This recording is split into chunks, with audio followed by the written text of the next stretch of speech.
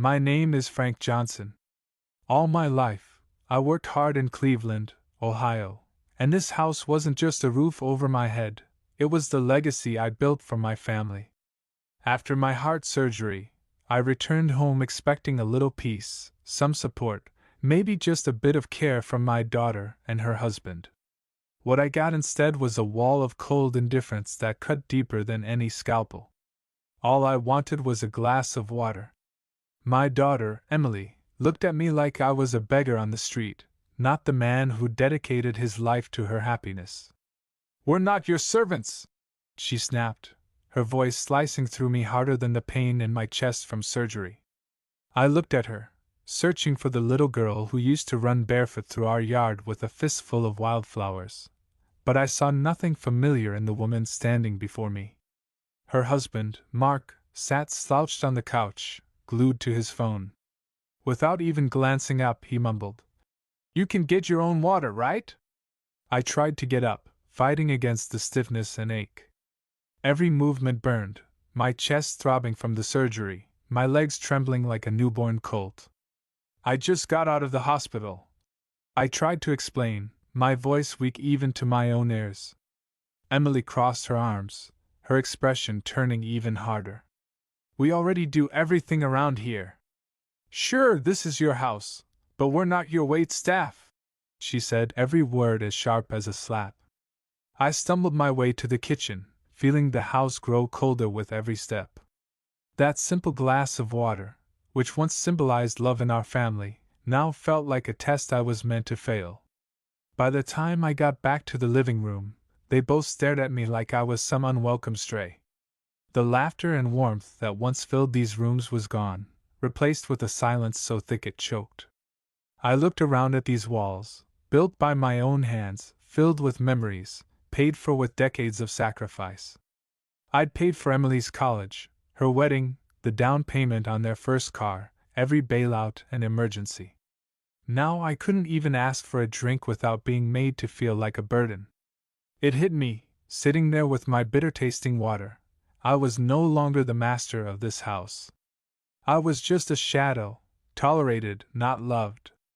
Their indifference hurt more than the stitches in my chest. Back in my bedroom, I sat on the edge of my bed, replaying the moment in my mind. I thought of my late wife, Linda, how we'd planned our whole future together, dreamed of grandkids filling the house with laughter. Now I lay in a quiet, empty room, wondering where it all went wrong. One thought wouldn't leave my mind: when did gratitude turn into cold entitlement? How had all my giving become something they expected, not something they appreciated? But there, in that silent room, I realized I had a choice. I wasn't just an old man, not yet. I pulled out the business card of my old friend, attorney James Carter. He'd helped me with the deed transfer to Emily 5 years back. At the time, I just wanted to protect her, as Linda would have wanted. Now, I needed to find out if the house was really lost to me, or if I still had the power to take back what was mine. The next morning, after a sleepless night, I called James. He wasn't surprised. He'd seen these things before. We set a meeting for Saturday at 10 a.m., when Emily and Mark would be out running errands. James arrived right on time, in his trademark gray suit and with the same worn leather briefcase I remembered. "Frank, let's see what we're dealing with here," he said, settling into my kitchen chair. I told him everything, no sugarcoating, no pride. "I gave Emily this house 5 years ago," I said. "I wanted her to feel secure, but now I just feel used. It's like I don't even matter in my own home." James flipped through my stack of papers, running his finger along the old legal lines. "Here's the important part," he said, tapping a section of the deed. "There's a clause here about reversion. Basically, if there's a major change, or if your daughter and her husband fail to provide you with reasonable care and respect, you can demand the property be transferred back." My heartbeat kicked up, faster than it should for a man in recovery. Maybe I hadn't lost everything after all. "How fast could we do this?" I asked. "If you can prove it, if you have evidence, statements from neighbors, records of what's happened, It's doable. They'd have 30 days to respond, James said. I decided I'd give them a chance to change. But deep down, I knew this house would be my fortress again, even if I had to fight for it. That Saturday afternoon, after James Carter's visit, I sat in my old leather chair by the living room window, watching the sunlight stretch across the front yard. The oak tree I'd planted with Linda decades ago was in full bloom, and I couldn't help but remember the days Emily used to climb its branches, her laughter echoing across the lawn. Those memories felt like a different life, a distant echo swallowed by the coldness that had settled in my home. Emily and Mark came back from shopping with their usual loudness, doors slamming, voices raised. I could tell by their cheerful banter that they had no clue about the storm quietly gathering beneath the surface. For a moment, I almost pitied them. But that feeling was fleeting. After dinner, I decided it was time to test the waters, to see if anything at all would change. Emily was in the kitchen, arranging groceries. Mark sat in front of the TV, feet up, absorbed in some mindless game show. I waited until Emily passed through the living room. "Emily," I said, as gently as I could manage, "would you mind grabbing me a glass of water?" She didn't even turn her head. "Dad, you're fine. You were up and about all day." "I'm busy right now," she replied, voice flat. Mark piped in from the couch, not taking his eyes off the screen. "You walked to the kitchen this morning? If you can do that, you can get your own water, Frank." I swallowed my pride and stood, letting the ache in my chest remind me of my limits. I moved slowly, deliberately, filling my own glass at the sink. I watched them, cataloging their every dismissive word and impatient sigh. They couldn't have made it clearer if they tried. I was a burden, an obligation, not family.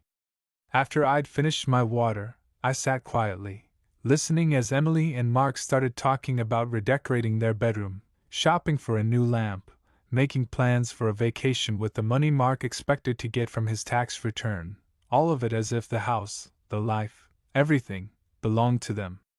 I realized then that the warmth I'd tried to keep alive in this home was gone, replaced by something hollow and transactional.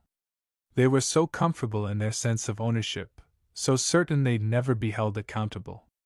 But they'd made a mistake. They'd forgotten that old men, especially those who've built everything with their own hands, never forget the value of dignity.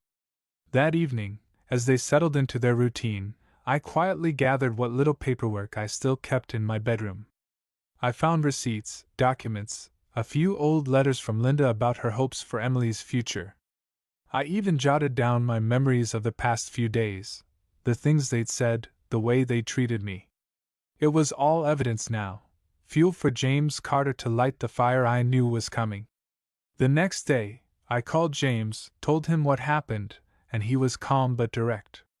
"You did exactly what you needed to do, Frank. Keep writing down everything. Don't confront them yet. Let's do this by the book." I nodded, my resolve hardening. I would give them a final test, one last opportunity to show me they still had any sense of family left.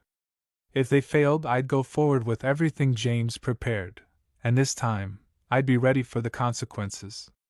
Monday morning, I sat at the dining table with the legal documents James had explained, my coffee growing cold beside me. When Emily finally wandered in, rubbing sleep from her eyes, I looked up. "Emily, can you sit down? We need to talk." She raised an eyebrow but sat, Mark joining her a moment later with his phone in hand. I didn't waste time. "I've been thinking a lot about this house, about family. You know, your mother, Linda, always said this place should be a haven for all of us. I want to believe that's still possible. But lately, well, I don't feel welcome here." Emily's face darkened. "Dad, are you starting this again? We're doing our best, but you're acting like we owe you something just because you're sick." I held her gaze. "I gave you this house, yes? But it wasn't meant as a free pass. It was meant as a gesture of love, with the hope you'd show me the same respect and care I gave you all your life." Mark scoffed. "You've got food, a roof, everything you need. What more do you want? I took a deep breath, steadying myself. Just decency, Mark. Just kindness. And if you can't offer that, then maybe it's time you find another place to live. Emily's jaw dropped, but I stood, feeling stronger than I had in days. I'll give you time to think about it. But things can't go on like this, not anymore. As I left the room, I felt something shift inside me. The old Frank, the one who let family walk all over him for the sake of peace, was gone. In his place stood a man ready to reclaim his home and his self-respect. To be continued. Part 3 will follow after your request. ChatGPT. Part 3 of 9. That Monday night, I barely slept. My mind wouldn't stop replaying every moment of the past few days.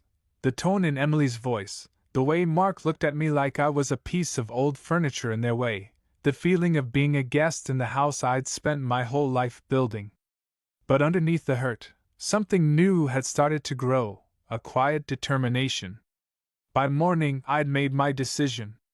I got up early, brewed a pot of coffee the way Linda used to, strong, almost bitter, and sat at the kitchen table, waiting for Emily and Mark to get up. I needed this conversation to happen on my terms. They finally emerged, both looking annoyed to find me waiting. We need to finish our talk from yesterday, I said, my voice steady. I've spoken with my attorney. I know my rights, and I know about the reversion clause in the deed. That means, if I'm not treated with the respect and care that were part of our agreement, I can legally take back this house. Mark rolled his eyes, but I saw the flicker of worry on Emily's face. You're bluffing, Mark said. You wouldn't do that to your own daughter. I looked him straight in the eye. Try me. Emily's expression turned desperate. Dad, come on. We were stressed, that's all. You just had surgery, everyone's on edge. Let's just calm down and talk it out. I nodded. I'm willing to give you both one more chance, but it's the last. I want to see some real change, not just empty promises. If you can't show me even basic decency, then in 30 days I'll be serving you with legal notice to vacate. The air in the room turned thick. Mark tried to argue, but Emily stopped him with a look. Fine, she said. We'll try. Just don't do anything drastic. But their trying lasted about as long as it took for Mark to get hungry. That same afternoon, I heard him in the kitchen, complaining that there wasn't any of his favorite cereal left, blaming me for eating it. Emily snapped at me for leaving my shoes by the door, even though it was her muddy footprints on the tile. Little things maybe, but the resentment was baked into every word. That evening, I stepped out onto the front porch for some fresh air. The neighbor across the street, Mr. Howard, was watering his roses. He waved, then crossed over, concern on his face. Frank, you all right? You've looked tense lately. I nodded, choosing my words carefully. Let's just say family hasn't been easy. But I appreciate you checking in. Mr. Howard hesitated, then added quietly. My daughter moved back in last year. It's not always simple, is it? I shook my head. No, it isn't. But sometimes standing up for yourself is the hardest thing a father has to do. He patted my shoulder. If you ever need a witness, Frank, you know where to find me. That stuck with me. I realized I wasn't as alone as I thought. People noticed, even if they didn't always speak up. Inside, Emily and Mark kept up appearances, at least for the first day or two. But beneath the surface, the same old patterns came creeping back. The snide remarks, the laziness, the assumption that I was there to clean up their messes and stay out of the way. I wrote down every word, every incident, every small slight. It wasn't just about building a legal case. It was about reminding myself that I wasn't imagining things. The disrespect was real, and I deserved better. By the end of that week, my patience had finally snapped. One night, after Mark had thrown his dirty dishes in the sink for me to wash and Emily had forgotten to pick up my prescription at the pharmacy, I sat them down in the living room. Enough, I said, my voice trembling, not from fear, but from long-simmering anger. This is your final notice. I gave you every chance, and you threw it away. 30 days from now, you'll be out of this house. And if you try to stop me, I'll let the law do what it does best. Emily looked like she might cry. Mark started to yell, but for the first time, I didn't back down. This isn't your home anymore, I finished. It's mine. And I'm taking it back. I stood up, leaving them stunned and silent on the couch. For the first time in years, I felt like the man I used to be, and I knew Linda, wherever she was, would have been proud.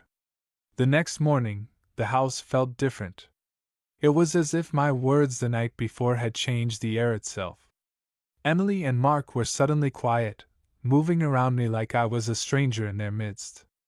I'd always believed that family could heal with time and forgiveness, but after all this, I was beginning to understand, sometimes, the only way forward is through. Mark avoided me completely, spending most of the day in the basement, working on his laptop, which I suspected was just an excuse to hide from reality. Emily, on the other hand, drifted around the house, sometimes tearful, sometimes angry, never quite ready to face what was coming. Once or twice she tried to strike up a normal conversation, but the words didn't land. It was too late for small talk. I spent the day gathering documents and evidence, following James Carter's instructions to the letter. I found the deed, the gift transfer, and the clause that would bring this house back to me. I even printed out text messages, all those quick notes, from Emily and Mark where they treated me like an afterthought, their irritation laid bare for anyone who cared to read. I called Mr. Howard and a few other neighbors, asking if they'd noticed anything. Several agreed to write short statements. It was a strange feeling, collecting evidence against my own flesh and blood, but I knew it was the only way to protect myself. By Friday, James had prepared the official legal notice, a thick envelope, heavy with the authority of the state of Ohio. We met at his office, a small building tucked between a bakery and a florist, the kind of place where ordinary people go to solve their hardest problems. He explained everything in detail. Frank, you serve them with this. They have 30 days. If they don't leave, you file for eviction. You have every right, morally and legally. He slid the envelope across the desk. It felt colder than I expected. Are you ready for this? He asked. I looked him in the eye. I don't have any other choice, James. That evening, back at home, I waited until Emily and Mark were both in the living room, watching TV as if nothing was happening. I turned off the television, placed the envelope on the coffee table, and sat down across from them. What's this? Emily asked, her voice trembling. It's your 30-day notice, I said. You have until the end of next month to find somewhere else to live. After that, I will begin eviction proceedings. Mark jumped up, full of outrage. You can't be serious, Frank. Where are we supposed to go? That's your concern now, I replied. For years I gave you everything.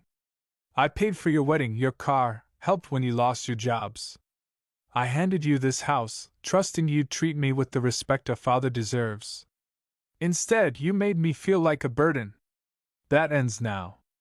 Emily's face crumpled, tears spilling down her cheeks. Dad, please, we can work this out. We'll do better, I promise. Don't do this. I shook my head. You said that before? But nothing changed. It's too late, Emily. Mark stormed out of the room, slamming the door behind him. Emily stayed, clutching the envelope, her shoulders shaking. For a moment I almost caved, almost reached out to comfort her, like I had done her whole life. But I stayed firm. Sometimes love means holding people accountable, even when it hurts. That night, the house was silent. No TV, no arguing, just the distant sound of rain tapping on the roof. I lay in bed, staring at the ceiling, thinking of Linda and the life we built together. I wondered what she would say if she saw me now, not as the gentle peacemaker, but as a man forced to defend his own dignity. I hoped she'd understand. Outside, the world kept turning. But inside, everything had changed. The countdown had begun. Over the next week, the mood in the house changed entirely. Tension clung to the walls like humidity before a summer storm. Emily barely spoke to me except in clipped, polite sentences. Mark kept his distance, spending most of his time on the phone in the backyard, no doubt complaining about me to whoever would listen. The old routine was gone. There were no more shared meals, no easy conversations, just the quiet, steady countdown of days left. Each morning, I'd find new evidence that I'd made the right choice. Dishes piled up in the sink, not mine. The trash went unemptied. If I didn't do the laundry, it simply wouldn't get done. Once, when I went into the living room, I caught a glimpse of Mark scrolling through rental listings on his phone, a scowl on his face. For a moment, I almost felt sorry for them. Almost. I spent most of my days putting my own affairs in order. I contacted the utility companies, let them know the names on the bills would soon change. I made appointments with my doctor, updated my will, and even cleaned out the old storage boxes in the attic, the ones with Linda's things, childhood drawings from Emily, and all the little artifacts that still made this place feel like home. One afternoon, while sorting through a box of Linda's letters, I heard a knock at my bedroom door. It was Emily. Her eyes were red and puffy, her voice small. "Dad, can we talk?" I nodded, setting aside the letters. She sat on the edge of the bed, staring down at her hands. "I know you think we don't care. I know you're angry, you have every right. But this is all I've ever known. You always took care of things. It never occurred to me that you wouldn't." I listened in silence, letting her words hang in the air. There was a crack in her armor I hadn't seen in years. She continued, her voice trembling. "Mark and we thought we were doing okay. We didn't realize how much we were hurting you. I'm sorry, Dad. I really am." For a moment, I wanted to believe her. I wanted to forgive and let everything go back to normal. But normal was what brought us here. "Emily," I said quietly, "I love you. I always will. But love doesn't mean letting someone walk all over you. I gave you every chance to show respect. You made your choice. Now you have to live with it." She nodded, tears falling onto her hands. "What are we supposed to do?" "You find your own way, just like I did. That's how we learn." She left the room without another word, closing the door softly behind her. I sat in silence for a long time, holding one of Linda's letters to my chest, letting the sadness and relief wash over me at once. That night, as the sun set behind the backyard oak, I felt a strange sense of peace for the first time in years. I'd taken back my life.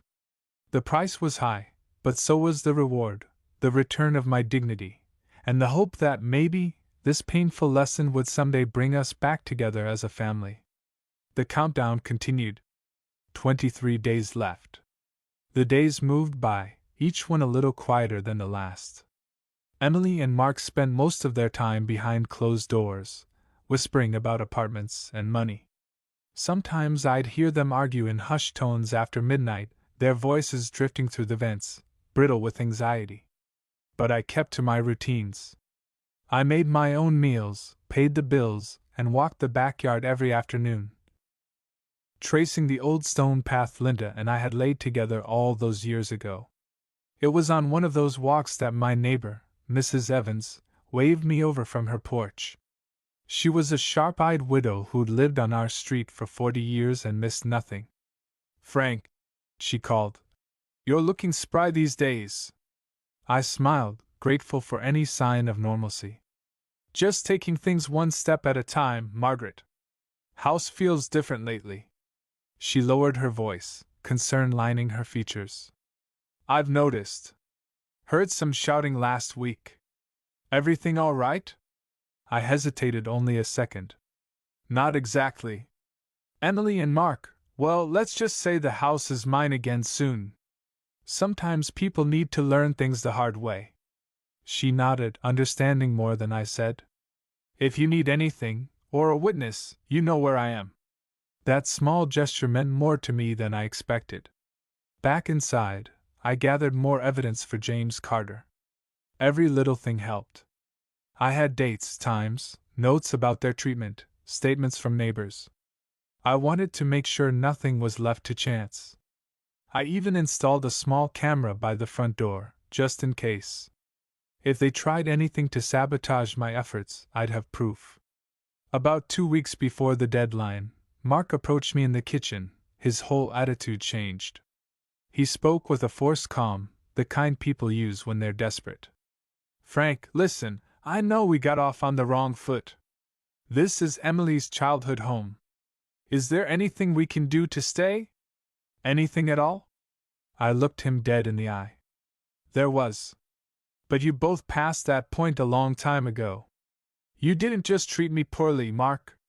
You treated this house like it was yours to take for granted. I'm sorry, but the decision stands. He clenched his jaw, anger flashing in his eyes, but he didn't argue. Maybe he knew it was useless. Maybe he was just too tired to fight anymore. Emily tried, too. She offered to cook my favorite dinner. She cleaned the house, left little notes of apology. For a moment, I almost let my guard down.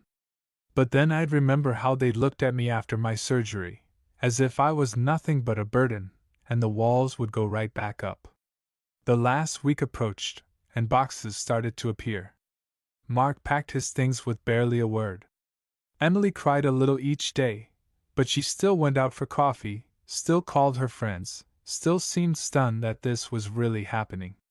One evening, I found a letter slipped under my bedroom door.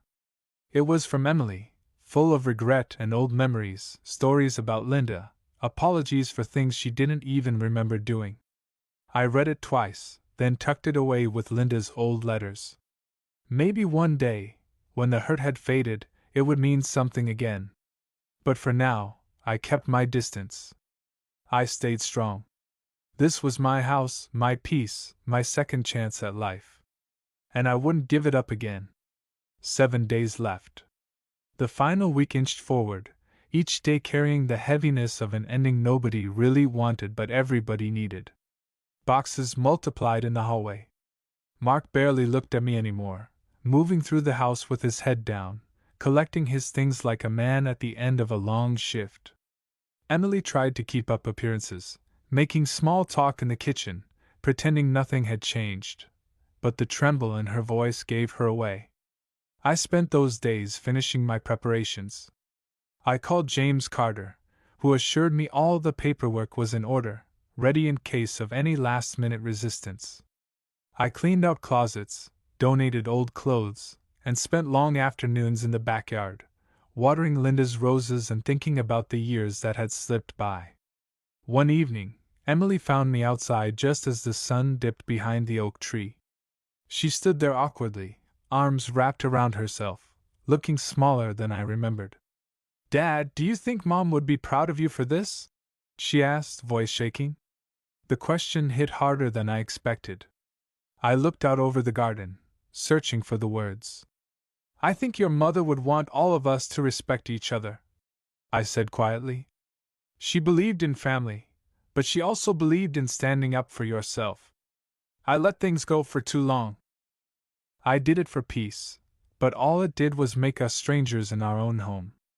Emily looked away, biting her lip. "I wish I could take it back. I wish we hadn't. I wish you told me sooner how much it hurt." I nodded, my heart heavy. "I wish a lot of things. But wishing doesn't fix what's broken, Emily. Only actions do that." We stood there a long time in the fading light, the silence saying all the things we couldn't. Inside, Mark was already taping up the last boxes. I watched as he stacked them by the door, pausing now and then to glance around, as if trying to memorize every detail for when it was gone. On the second to last day, Emily cooked one last family dinner, nothing fancy, just her old recipe for pot roast, the way Linda taught her. We sat at the table in near silence, the clink of silverware louder than any words we might have said. It wasn't closure, but it was something. Afterward, Emily handed me a small envelope. "It's a letter for you for after we're gone," she said softly. "Maybe someday you'll be able to forgive us." I tucked the letter away, not ready to open it yet. Some wounds need time to breathe before they can heal. That night, I sat alone in my living room, truly alone, for the first time in years, and felt the mix of sadness and relief settle over me like an old, familiar blanket. Tomorrow, the house would be mine again. But I knew I'd never be the same man who gave it away in the first place. Moving day came, quiet and gray. Rain streaked the windows as Mark loaded the last boxes into the back of their borrowed minivan. Emily moved slowly from room to room, saying silent goodbyes to every corner, every photograph, every piece of her childhood. I watched from the hallway, feeling every ounce of the ache that comes with endings, but I didn't turn away. This was as necessary as it was painful. When all that was left were a few bags by the door and their old house keys, Emily finally approached me. She was pale, her eyes swollen from crying. "We're ready," she whispered. Mark lingered behind her, hands shoved deep in his pockets, a hollow look on his face. Emily held out the house keys, her fingers trembling. "I don't know if we'll ever deserve your forgiveness, Dad. I'm sorry, for everything. For how we treated you, for how blind we were." For a long moment, I just looked at the keys, the same set I'd handed her on a bright morning 5 years ago, never imagining this moment would come. I closed her hand gently over them and said, "This house was always meant to protect you, not to hurt us. Maybe one day, it can be that again." She nodded, tears spilling down her cheeks. "Will you call me? Someday, when you're ready?" I managed a small smile. "Someday. But for now, you need to take care of yourself. You and Mark both." Mark stepped forward, clearing his throat awkwardly. "Thank you, Frank, for giving us a place when we needed it. I'm sorry it ended this way." I gave him a nod. Sometimes the hardest lessons are the ones you never wanted to teach. Emily picked up her bags and paused in the doorway for one last look. "Tell Mom I'm sorry," she said quietly, then stepped out into the rain. The door closed behind them with a gentle finality. I watched from the window as the van pulled away, my heart heavy but somehow lighter than it had been in years. The silence that filled the house was deep and clean, not the silence of anger or resentment, but of peace. For the first time in a long time, I walked through every room, touching the walls, opening the curtains, letting in the light. The house felt different now, not empty, but open, waiting for whatever life had left to offer me. As I sat in my old leather chair that evening, the letter from Emily resting in my lap, I knew tomorrow would bring something new. I was home. And this time, I wouldn't let go of it so easily. That first evening alone, the house creaked with memories. The quiet was enormous but not unfriendly. I poured myself a cup of coffee and settled into my chair by the window, watching the rain ease off and sunlight peek through the clouds, the way it used to after a storm when Linda was still here. I held Emily's letter for a while before opening it. Her handwriting was shaky but sincere. She wrote about childhood memories, playing in the backyard, helping Linda bake cookies, late-night talks when she was afraid of thunderstorms. She wrote about regret, about wishing she'd realized sooner how much her actions had hurt me, about loving me even when she didn't show it. The words were heavy, and as I read them, I felt the pain begin to soften around the edges. Later that night, I stood in the doorway of each room, letting myself grieve for what was lost and feel gratitude for what I still had. Linda's photograph watched over the living room. Her roses flourished in the backyard, and her quiet wisdom echoed in my mind. Family is worth fighting for, but you can't force love or respect. Sometimes the only way to heal is to let go. Over the next few weeks, I filled my days with small, steady routines. I mended the fence, cooked my own meals, called old friends, and even joined a senior bowling league at the community center. For the first time in years, I slept well. I was no longer waiting for kindness, no longer walking on eggshells in my own home. Once, on a sunny Sunday, I found a bouquet of flowers and a card on the porch. The note wasn't signed, but I recognized Emily's handwriting. "Thank you for teaching me how to be better," it read. "I hope one day you'll let me try again." I didn't cry, but I let myself feel all of it, the sadness, the relief, and the faint hope that maybe, someday, we could rebuild something new from all these broken pieces. And as I sat on the porch that evening, breathing in the scent of Linda's roses, I realized that the greatest gift I could give my family, and myself, was to start living again, fully, bravely, and without regret. The house was mine once more, not just in deed, but in spirit. And I promised myself I would never again forget my own worth. Because in the end, love is proven by actions, and respect must always be mutual. The end.